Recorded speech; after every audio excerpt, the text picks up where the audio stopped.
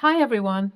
I, 25, female, am here because I choose to leave my family with rather than attend my stepsister's 25 female wedding, and I'm wondering if I'm an AH for choosing this.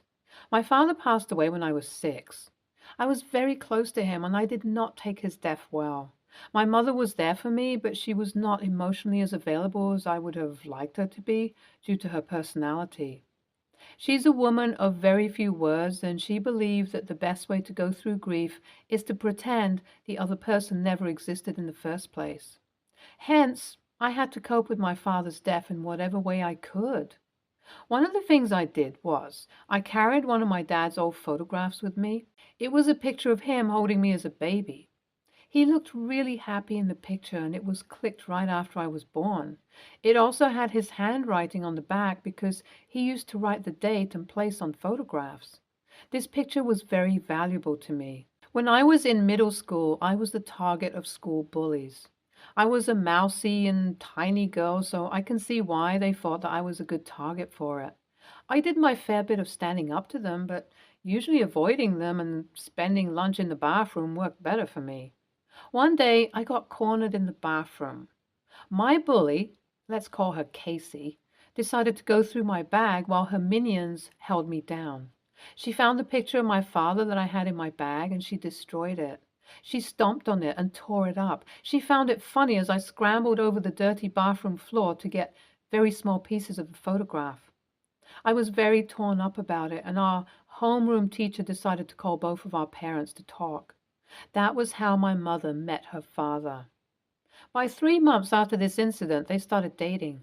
At this time, while Casey had stopped behaving badly with me and stopped bullying me, she had never apologized for ruining that picture. Fast forward a year and a half, and our parents got married and we were stepsisters. I guess somewhere they imagined we would get close and become true sisters, but that never happened because I never forgave Casey for doing that and she never asked for forgiveness. I moved out the moment I got the opportunity to move out. I met my boyfriend in my first year of university, and as I was not the smartest girl, I got myself trapped in an abusive relationship. He urged me to elope with him, which I did, and by the time I was 21, I was stuck with him and getting abused every day. The only way I got out of it was when I found him cheating on me with his ex, and his sister decided to help me get out of that situation. With her help, I filed for divorce, moved away, and found myself a job miles away from all that. Since I moved away to the West Coast, I was far away from my mom as well. Before this, I was just 2 states away, and now I was on a whole different side of the country.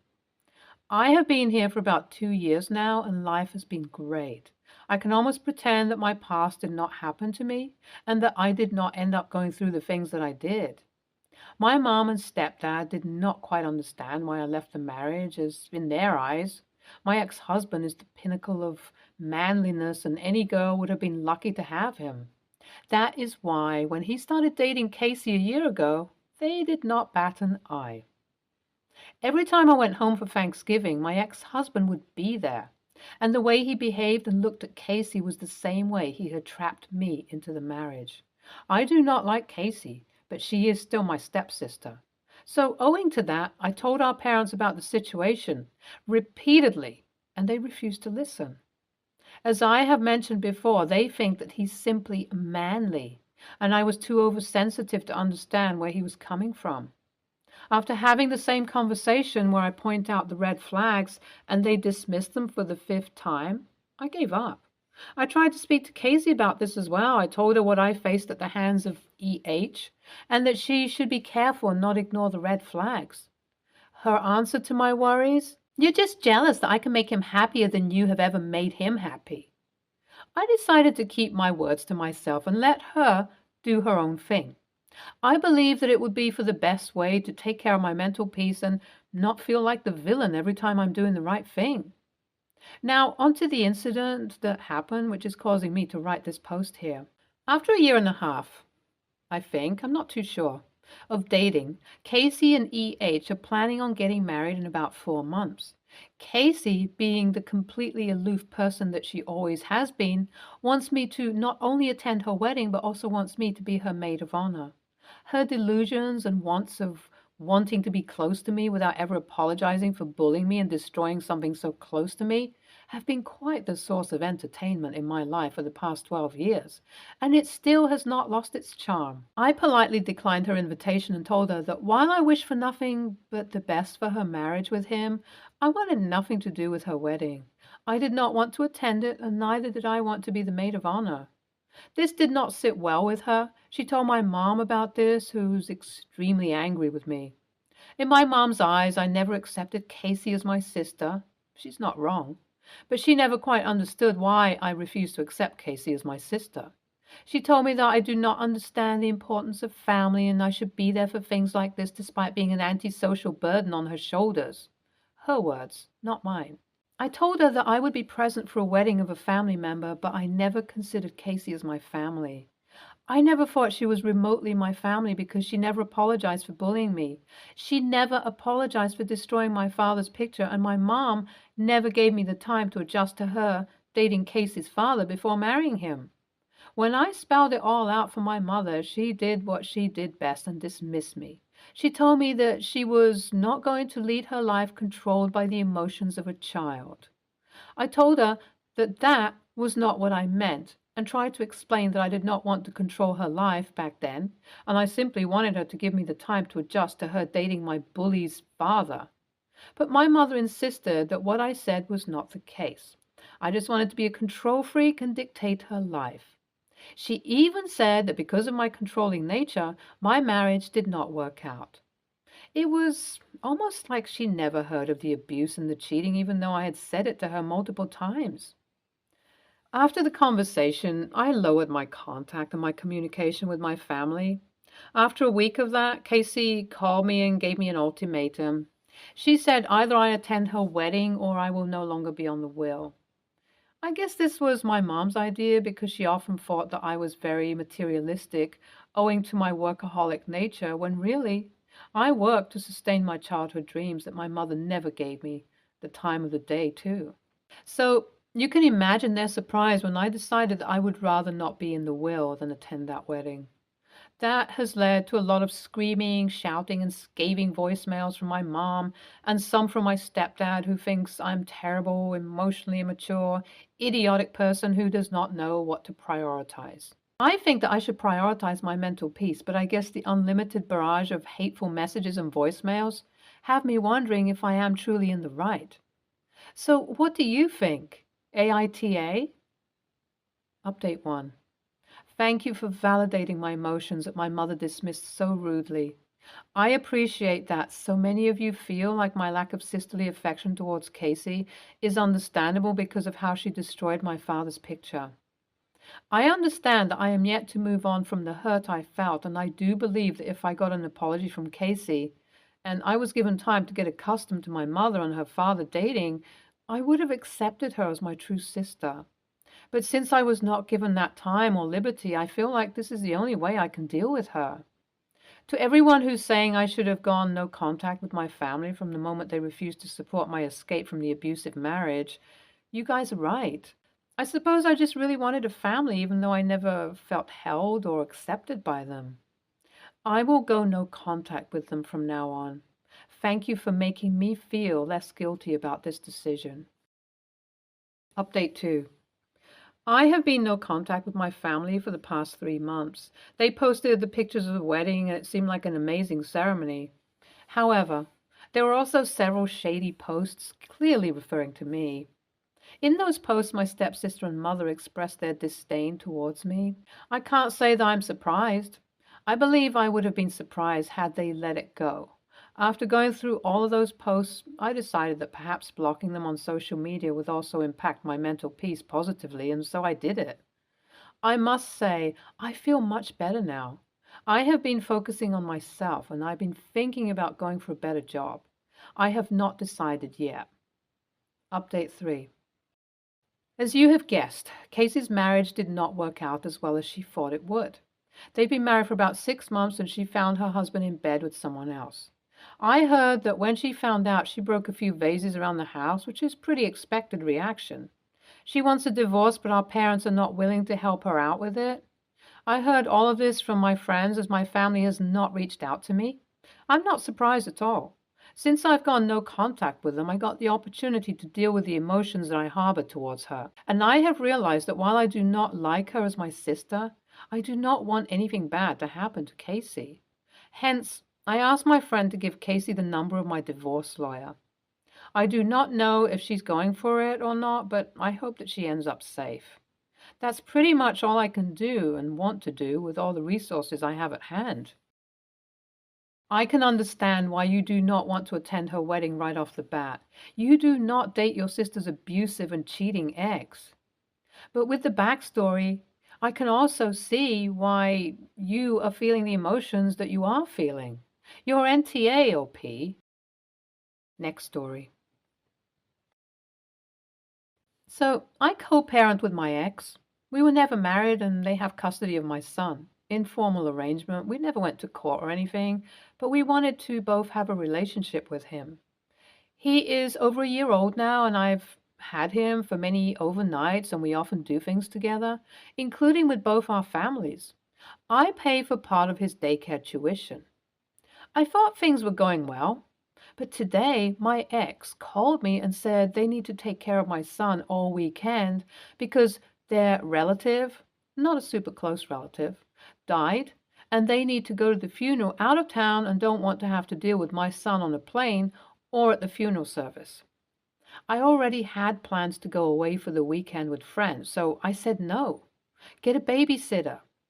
My ex blew up at me and said a family funeral trumps a trip with friends, and that it was selfish, psychopathic, and narcissistic of me not to cancel. I have been known to misjudge stuff sometimes, which is why I'm posting here as a self-check.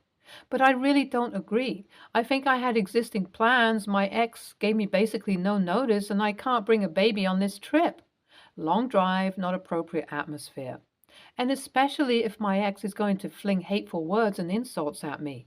Why would I change my plans? So, AITA? Edit. I don't know when the bot tallies things up, but the consensus seems clear, although not completely unanimous.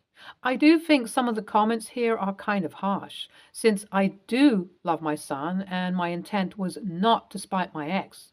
Just I feel it was an unreasonable ask. So I have some reflecting to do. I don't know if I'll be able to find a babysitter. Thank you, everyone. Edit 2. I did try to make it gender neutral in hopes of keeping gendered assumptions out of replies, but slipped up in the judgment bot post. I am the father, so people calling me he in the comments are justified. YTA, being a parent means that sometimes you have to cancel or change plans due to unexpected life events. This includes the life events of the co-parent. This is a death in the family, and given that you are not part of the family, how do you know that person is actually close to their departed relative? You cancel your plans and watch your child. You also apologize for your lapse in judgment. Next story. I, mid-20s female, am getting married. My fiance, late 20s male, and I are paying for everything for our bridal party as we want their support without anyone getting in debt for us, as we know not all our friends are in as good a financial position as we are. However, I'm having a problem with how much it's going to cost to do with the hair of one of my bridesmaids. The bridesmaid, Addie, early 20s female, has extremely long, thick hair past her knees. I don't think she has ever cut her hair. Addie is the best man's, late 20s male, wife, who also has extremely long hair.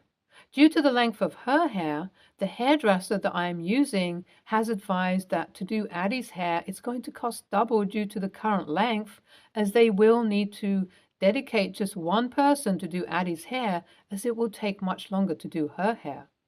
Another stylist will be able to do the hair of the other 3 bridesmaids in the same amount of time. We had a trial and it took 50 minutes to do Addie's hair compared to the 20 minutes each for the others. It didn't look as nice as the others due to how much hair was braided up. I don't want to have to pay for an additional person because Addie's hair is ridiculously long. Addie's husband had already said he will cut his hair so that he looks neat but won't say when it's getting cut. I asked Addie to also cut her hair to at least her waist so that it's of similar length to my other bridesmaids. Addie was upset when I asked her to cut her hair, as she got upset and told me that I was being insensitive in asking her to cut her hair, as I know that she doesn't cut her hair for cultural reasons. I honestly thought this was a reasonable request. It's my wedding. Surely she wants to make me happy. Addie said it was one step too far for her, as I had already asked her to not use her rosemary hair oil, as I didn't want her to smell like a woody-scented hippie at the wedding. That stuff stinks, but she swears by it for her hair. Addie suggested that she did her own hair, but I said no, as I want my bridesmaids to all look the same, and she'd look different if she did her own hair. I asked if she would pay the £200 that I'm being charged extra for her hair, and she's refused, saying they can't afford it. Addie had said that I'm being a bridezilla, but I disagree. I don't think I'm being unreasonable. Addie has since spoken with her husband, and he's now told my fiance that he won't be cutting his hair either, and will be instead putting it back nicely. He wasn't happy that I was pushing Addie to cut her hair. Fiance isn't bothered because he just wants his friend next to him, but I'm upset that they're not willing to do this one thing. I thought I would come to Reddit to ask if I'm being the a-hole in this situation, just for an outsider's opinion. Am I being an a-hole? I don't think I am, because it's not unreasonable to ask someone to do something for my wedding, but Addie thinks I am, as she doesn't cut her hair. Edit. Okay, I realize I'm the a-hole. I'm going to call Addie later and apologize for asking her to cut her hair, but ask her if she would prefer to just be a guest, as I would like to have my bridesmaids all look the same. Edit 2. Okay, I get it. I'm the a-hole, and that my apology plan doesn't sound great. I'm going to talk with Addie and revisit the idea of her doing her own hair, and maybe look for another style that would work better for all the different hair lengths and types my bridesmaids have. While I would like my bridesmaids to all look the same, I know it wasn't right to ask her to cut her hair or kick her out of the wedding. I asked her to be a bridesmaid as her husband is the best man. We aren't very close, but they are a package deal, and I know he wouldn't want to walk down the aisle with anyone else. I respect that these are his boundaries, and I should have respected that with Addie. I have asked her to not use the oil just due to the fact that she can be heavy-handed with it, and one of my bridesmaids is really sensitive to smells, and it can be strong. When I asked her not to wear it, she was okay with it, as she understood and didn't want to cause the other bridesmaids a migraine. Edit 3. I have spoken with Addie. I have apologized for asking her to cut her hair. I have offered to take her and her husband out for dinner next week as a way to apologize for my lack of judgment. I've asked Addie if she was still open to doing her own hair. If not, I would pay the extra money. Addie said she would prefer to do her own hair, and we have agreed to do some hair trials next weekend to see if we can find a style that suits her. Addie has advised that her husband is still upset that I asked her to cut her hair, as he felt as if I was being pushy, but she said he will calm down in time. Addie and I are also going for lunch in the week, so we can get to know each other better. Her husband adores her. She's a lovely person, and I should get to know her, as they are a big part of my fiance's life. Thank you for opening my eyes, Reddit, to how I was being. I'm hoping I can forge a friendship with Addie and not damage my fiance's relationship with her and her husband. YTA. Why should she cut her hair for your one day? Not even speaking of the cultural reason, it would take years to grow back to its current length. For your one day? Hell no. Stay tuned for more stories from our girl relationships.